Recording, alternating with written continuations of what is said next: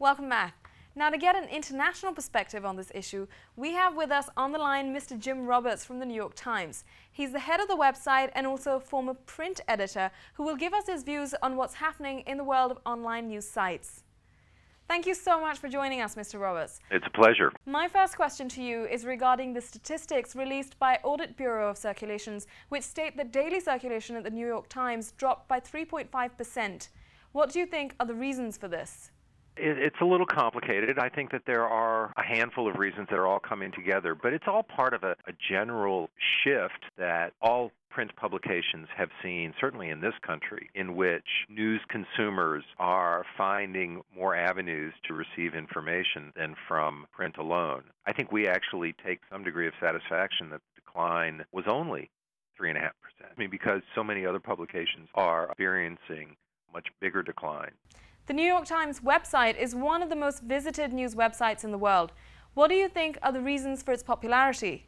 Well, I think it's because we have a great website. That's certainly one way of looking at it. But I think it's also because we have a great news organization. We've been around since 1851. We take a lot of pride in covering news in a smart, thoughtful manner. We don't attempt to be a wire service, for instance. We can't always be in a position to cover every single event across the globe. But I think the stories that we do cover, the events that we do cover, we're able to bring a degree of thought and interpretation that readers value. Your website has its own blog and other features. Do you think it's because of this interactivity with your readers that we're seeing a decline in the print version?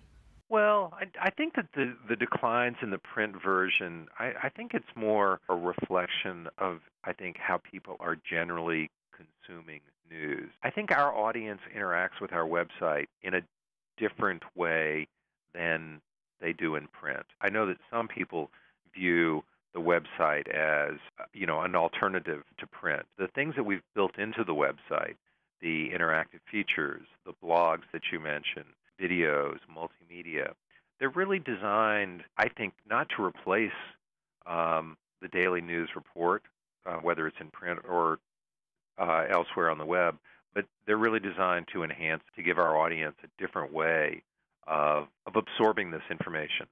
What, in your opinion, is the future of the newspaper industry, and just how serious is the threat from the internet? How do you see the situation developing for the New York Times in the next 10 years? I am generally an optimist.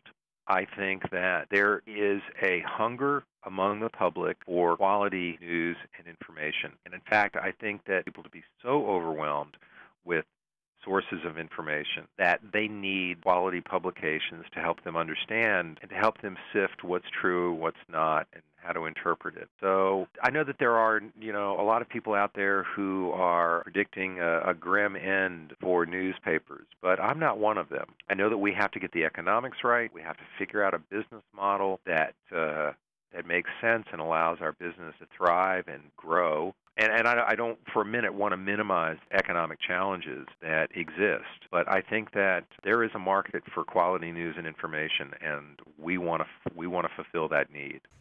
Thank you so much for joining us on DawnNews. It was a pleasure for me as well. Thank you for having me. It's nearly time to end this show, but let's see who our blogger of the week is. In our previous episode, we had asked you, should the Pakistan Army and other military outfits around the world be more worried about cyber attacks? Well, the best comment was by Mr. Ijaz.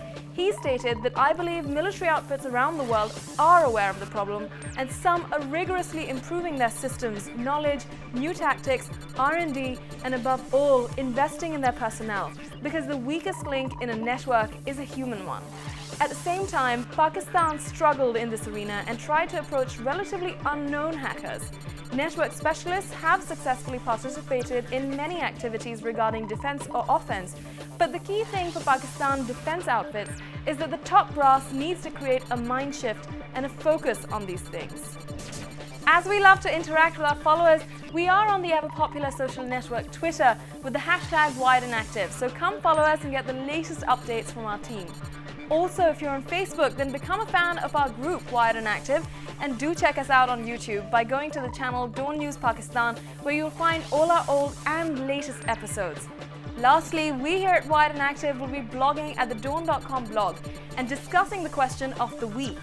This week's question is, with the advent of the internet, do you think that the traditional newspaper is a thing of the past? That's it from this week's episode of Wired and Active. I'm your host, Saira Akhtar, looking at the role that the internet has played in disseminating news and, as some say, in killing the traditional newspaper. Till next week, that's all from us here at Wired and Active.